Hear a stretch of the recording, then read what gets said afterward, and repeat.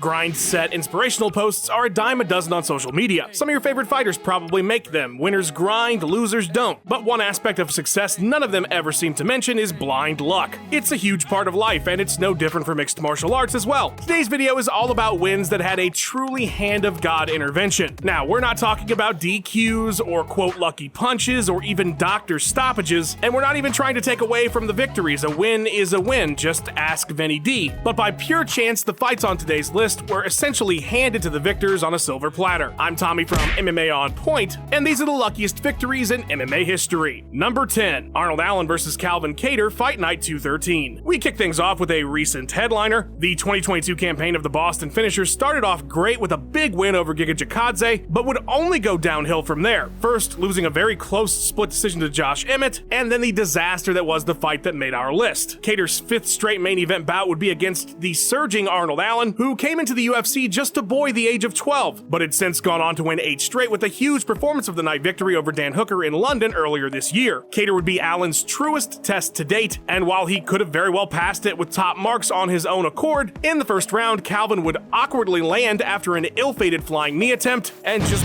blow his whole knee out. The situation was dire, but Calvin would survive the round somehow. The doc took a look, gave him the okay, but 8 seconds into the next round, a leg kick would seal the deal. Overall, a pretty easy night at the office for Allen, considering Kattar is nearly unkillable and likely would have needed the full 25 minutes to defeat. Number 9, Demetrius Johnson vs. Ian McCall, UFC on FX2. The only reason this one is lower on the list is because technically it's not a win, but you'll see. Cast your mind back to March 3rd of 2012. People are occupying Wall Street, the Lorax movie had just come out the night before, 4 days later some stupid cartoon about fights would begin. And of course, the first ever flyweight bout in UFC history would take place between Demetrius Johnson and Ian McCall, the first of 2 semifinals that night in a 4-man flyweight tournament to determine the division's first ever champion. After a close first, DJ was the clear winner of the second, but by no means would he be scoring any 10-8s. The third round, however, was all McCall, and not only could it have probably been stopped right before the horn, as he was battering Johnson on the ground with no real way to defend himself, but I also think a 10-8 could have been warranted. That's how dominant Uncle Creepy was. But when the cards were read, Johnson was awarded a majority decision. So what a bad score. How does that make this list when there's a million of those a year? Well, for 2 reasons. 1, the cards were added up wrong and the fight was officially a majority draw. I'm sure when Uncle Creepy watched 281, he was full on DiCaprio pointing at the TV meme, as the commission did in fact change the bad math on the scorecards on the fly. This tournament was to have a 4th sudden victory round in case of a draw, meaning DJ would have had to pull himself together and try to survive 5 more minutes. Instead, a second fight was scheduled and Johnson would go on to be the greatest flyweight ever. Number 8, Jussier Formiga vs. Scott Jorgensen, Fight Night 38. It's always tough having to fight somebody of a lower rank than you by a good margin, especially when they're a solid opponent. The risk is high, the reward very little. In the case of number 7 flyweight Formiga against number 13 flyweight Jorgensen, Scott was even a 2-1 favorite. But thems be the breaks sometimes, as they say, and the Brazilian went out there to prove he shouldn't have been labeled the underdog. It was a tale as old as MMA, grappler versus striker. Formiga was constantly shooting in, looking to get a hold of Jorgensen, who was looking to put his lights out. A few minutes into the first, however, these strategies would clash literally when Jussier's head slammed into Scott's chin, scoring a knockdown that only Brian Stan noticed. This would lead to Formiga getting Jorgensen's back and securing the choke. It was clearly an unintentional headbutt, but talk about your lucky breaks all around. Scott would appeal the Brazilian Athletic Commission, but they ruled that boys will be boys, and the victory stands to this day. Number 7, Jeremy Kennedy vs. Aaron Pico, Bellator 286. Alright, so yes, this was a doctor stoppage, which I said in the intro there wouldn't be, but this is a very unique situation for several reasons, and still very much a lucky victory for Jeremy Kennedy. So let's explain why this one was allowed while, say, Connor's exploding leg was not. First and foremost, it would appear that Pico did this to himself. It was not caused by any particular action by Kennedy as far as I could find, but you can see very early on in the first round that Pico is pointing to his shoulder, unable to use his arm, and then at one point trying to violently put it back in place on his own mid-fight. Jeremy seems entirely unaware of the situation, but is doing very well considering he's fighting a single-armed Aaron Pico. When the round ends, we get a wild scene. One of my favorite coaches in the sport, Six Gun Gibson, is looking to pop Pico's shoulder back into place, which we have seen in fights before, and the athlete is able to go back out there. Now, I'm no doctor, but a doctor who broke this down said this is absolutely not how you put a dislocated shoulder back in place, and could have potentially injured the athlete. So there's that insane aspect of this, and if you saw the TJ Dillashaw fight at UFC 280 by contrast, you know that placing the shoulder back isn't such a violent production, and potentially could have been done. All that said, Aaron seemed fine with the motion he had, trying to convince the doc to let him go, despite their failed efforts to put the shoulder back in. The fight was called, but because the doctor thought he had a broken clavicle, which would turn out to be incorrect. And so it's for all of those reasons that this entry was included, and that Jeremy Kennedy's TKO earned a lucky spot on our list. Number 6, Bigfoot Silva versus Travis Brown, UFC on FX5. Coming off his huge victory over Fedor, Bigfoot Silva would stumble just a bit, with a couple fellas from AKA KOing him in the first round back-to-back. So he wasn't exactly expected to beat Travis Brown, as Hoppa was unbeaten after 5 straight Octagon appearances and looked to be heading for the title picture soon. Brown, raring to go, started the bout with some energetic fancy kicks way out of range, the first of which he threw high with his left leg 23 seconds in though, completely blew his knee out. Oops for fancy heavyweight kicks. From there it was just a matter of time. Travis was a sitting duck, and once Silva keyed in on the fact that he was hurt, he charged and put away the Jackson Wink product with a first round TKO. You might say his next win against Alistair Overeem was lucky too, as the Demolition Man grossly underestimated his opponent, but he was still at full capacity, just fighting silly, whereas Brown had a bum wheel just a few seconds in, and there was no chance he was going to recover. Number 5, Matt Hughes versus Carlos Newton, UFC 34. Was it a choke? Was it a slam? Can it be both? I suppose at the end of the day it doesn't really matter, but let's talk about why it was incredibly lucky for country boy Matt. So Newton took the welterweight strap from Hughes' fight daddy Pat Miletich earlier that year at UFC 31, and on a 7-fight win streak, Matt would be given a chance to avenge his team. The first round was back and forth, with Hughes looking for big slams and Newton looking for submissions. They would both find success in the second. After getting the fight to the canvas with a throw, Matt struggled to pass and would find himself in a triangle, opting to use his insane farm strength to pick Carlos up and carry him over to the cage wall while he considered what to do. As Newton sunk in the choke, Hughes either passed out entirely and just fell dead weight, resulting in the slam, or started a slam and went to sleep on the way down. Either way, both men were out when they hit the mat. Big John saw Newton out first and called the fight a victory for Hughes. Matt had to be told that he won. He didn't have a clue. Given the circumstances, they would run it back that next July with no funny business and a clean win for Miletich Fighting Systems. Number 4, Aljamain Sterling versus TJ Dillashaw, UFC 280. Oh yeah, you knew if we were going to talk about Pico, we were going to talk about this one. I'm sure when Aljo signed up for his second bantamweight title defense against former champion TJ Dillashaw, he assumed it would be his toughest test to date. While inactive quite a bit in recent history, Lil Tai Tai is one of the best 135ers ever, and the type of guy you just knew was going to come in there fully prepared. It was a fight I was looking very forward to, even expertly noting as Dillashaw walked out that he looked absolutely ready, which is just full proof that I'm a fucking idiot, because TJ was not ready. In fact, since April, he was essentially incapacitated with a shoulder that would pop out of place if you too harshly insulted it. But with no real option in his mind but to stick it out, Dillashaw entered the cage. Aljo's first takedown would result in shoulder separation and a desperate scramble to survive that would only get worse in the second when Sterling realized there was a problem and it popped out again. The TKO stoppage would come 3:44 into the second, but the fight was essentially over before it even began. Number 3, Kevin Burns versus Rumble Johnson, Fight Night 14. This one still makes absolutely no sense to this day. Rumble Johnson and Kevin Burns met in a welterweight bout on that Anderson Silva Spike TV card where he destroyed James Irvin. The pair were having an interesting fight. There were a few good exchanges on the feet. Johnson was utilizing his wrestling for a good chunk of the 3 rounds, but a narrative running throughout was eye pokes by Burns. Now, these certainly didn't look intentional, but the first one, which appeared to cause a lot of issues for Rumble, went completely unnoted by referee Steve Mazzagatti. Luckily, the 3 after that, he would at least let Kevin know that he should stop putting his fingers into Johnson's eyeballs. It's the final eye poke in the 3rd round, and the most egregious, that earns this fight a lucky spot on our list for Mr. Burns. It was a deep poke, and Rumble would immediately cry out and fling himself to the ground, forcing Mazzagatti to stop the fight. So given the eye pokes throughout and the clear finish coming from an eye poke, this was of course a DQ win for Johnson, right? Nope, for some reason Mustache Steve called it a TKO win for Burns, and here's the even crazier part, it was not overturned by Nevada on appeal. This entire system is an absolute joke. Like so many fights on this list, a rematch was implemented and Rumble got a head kick KO. Number 2, Nico Batali versus Matt Lindland, UFC 43. I would think the best possible victory you could have as a fighter is when your opponent defeats themselves for you. And perhaps the best example of this is when UFC newbie Nico Batali took on former middleweight title contender Matt Lindland. Matt's only career defeat had come as a result of that belt challenge against Murillo Bustamante, otherwise he was perfect in 6 other UFC showings. Batali was a Hawaiian regional guy and hadn't really fought anybody of note yet. Given Batali's submissions, the biggest threat perceived would be that if Batali could get the fight in a good spot on the ground, he might be able to get the sub. But high-level vet and longtime wrestler Lindland wasn't about to let Nico decide where the fight was fought, very early on working to get a throw. When he finally did, he would spike his own head into the canvas, knocking himself entirely unconscious. The easiest $50 Batali ever made. I'm assuming that was his purse since this was a prelim in 2003. The pair would of course meet again just a few months later to right the wrongs, and Matt would get Nico to tap to strikes in the third. Number 1. Nino Chimbri versus Kazuki Sakuraba, Pride 25. I think what we've learned today is that the most dangerous striking a grappler can do is apparently accidentally headbutting while attempting to get a hold of you. The fight between Kazuki Sakuraba and Nino Elvis Chimbri wasn't any kind of fight at all, really. Saku was already a legend by this point, and had only ever lost in Pride to the best, Igor Vovchanchyn, Vandy, and Krokop. Even better, he'd just had some time off to heal from injuries, and Pride had decided to start matching him up with fighters of his actual size, considering even putting a division together essentially just for him. That was until the Chimbri loss. A Gracie Jiu-Jitsu ace through and through, Chimbri was about a 0 threat on the feet, and Sakuraba was fully aware of it, really laying into Nino with the stand-up for the better part of the first round. But about 6 minutes into this clinic, Elvis would shoot in for what looked like maybe a takedown before trying to transition into the clinch, resulting in a massive headbutt that nobody saw. It truly was blink and you missed it, but Sakuraba was essentially out cold. But it still counts as a win to this day, and the knees after the fact were credited with the stoppage. Less than a year later, Sakuraba would get a chance to earn back his victory, and did so with a UD win at Pride Critical Countdown 2004. A big thank you to Ben Rosette, who provided that sweet tune you heard in the intro. Check out his music by clicking the link in the description, and go give him a follow on his Instagram and Twitter page at Ben Rosette.